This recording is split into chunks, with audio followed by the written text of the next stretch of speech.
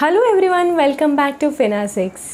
आज हम सीखेंगे इंडियन फाइनेंशियल सिस्टम। सबसे पहले हम समझते हैं सिस्टम का मतलब।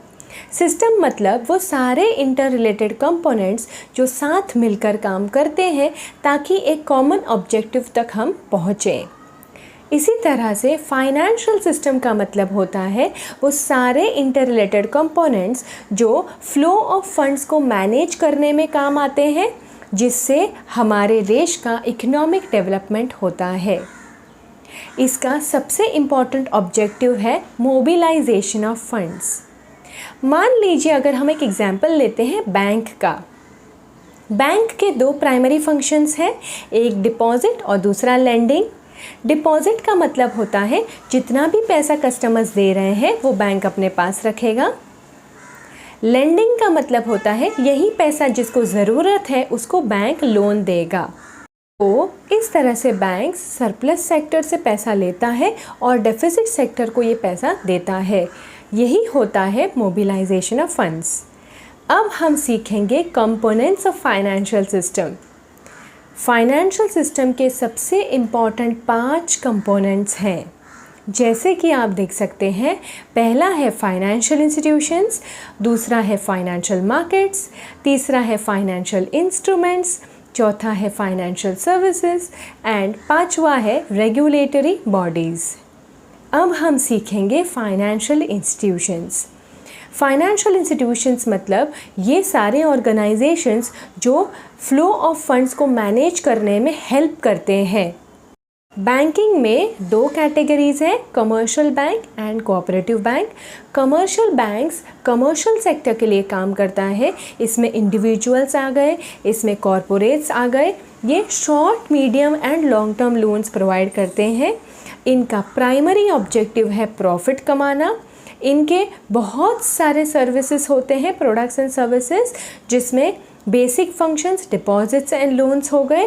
इसके अलावा NRI functions, card services, mutual funds, insurance, depository services, ऐसे बहुत सारे different products and services commercial bank offer करता है। कमर्शियल बैंक्स के लिए बैंकिंग रेगुलेशन एक्ट 1949 लागू होता है, जहां कोऑपरेटिव बैंक्स का मतलब होता है ये short and small loans provide करते हैं इंडिविजुअल्स को और स्मॉल बिजनेसेस को, जैसे एग्रीकल्चरिस्ट हो गए, आर्टिसंस हो गए। रूरल सेक्टर में अगर किसी को लोन चाहिए तो कोऑपरेटिव बैंक्स इसमें काम करते हैं। कोऑपरेटिव बैंक्स प्रॉफिट के लिए नहीं बल्कि सर्विस देने के मोटिव से काम करते हैं। इसमें बहुत सारे वैरायटी ऑफ प्रोडक्ट्स नहीं मिलेंगे। बेसिक फंक्शंस जैसे डिपॉजिट्स और लेंडिंग फंक्शन हो गया, एंड इसको रेगुलेट करने के लिए कोऑपरेटिव सोसाइटीज़ एक्ट 1965 लागू होता है। कमर्शियल बैंक्स के 4 अलग अलग टाइप्स हैं, public sector banks, private sector banks, foreign banks और regional rural banks. Public sector banks का मतलब होता है ये ऐसे बैंक्स हैं जहाँ पे मैक्सिमम स्टेक 50% और मोर स्टेक गवर्नमेंट का होता है। For example state bank of India, Punjab national bank, bank of Baroda etcetera. Private sector banks में मैक्सिमम स्टेक गवर्नमेंट का नहीं होता, प्राइवेट इंडिविजुअल्स या ऑर्गेनाइजेशंस का होता है। For example axis bank, ICICI bank, HDFC bank etcetera. Foreign banks, इनके सारे ब्रांचेस इंडिया में होते हैं लेकिन इनके हेडक्वार्टर्स आउट ऑफ इंडिया होते हैं।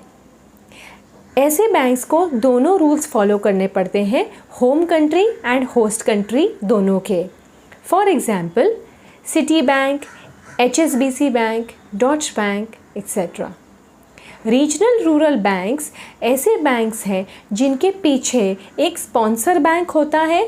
ये फुल्ली ओन्ड गवर्नमेंट का होता है और ये ज़्यादातर अलग अलग इंडिया के स्टेट्स में रीजनल लेवल पे ऑपरेट होता है। जैसे आंध्र प्रदेश ग्रामीण विकास बैंक, इसमें SBI as a sponsor bank काम कर रहा है। दक्षिण बिहार ग्रामीण बैंक, इसमें Punjab national bank sponsor bank है। आर्यव्रत बैंक, जिसमें bank of India sponsor bank है। तो इस तरह से रीजनल रूरल बैंक्स मेनली हमारे जो बैकवर्ड रीजन्स हैं, रूरल एरियाज़ हैं, वहाँ पर फाइनेंशियल सर्विसेज प्रोवाइड करते हैं। फाइनेंशियल इंस्टीट्यूशन का जो सेकंड कैटेगरी है वो है NBFC, मतलब नॉन बैंकिंग फाइनेंशियल कॉरपोरेशन या नॉन बैंकिंग फाइनेंशियल इंस्टीट्यूशन। ये बैंक लाइक सर्विसेज ही देते हैं, ट्रेडिशनल बैंक डिपॉजिट्स में ये डील नहीं करते हैं। मेजरली इनका काम होता है loans and advances, acquisition of shares, marketable securities में डील करना, etcetera. For example investment banks, hedge funds, insurance companies, private equity funds, ये सारे एग्जाम्पल्स हैं NBFC के।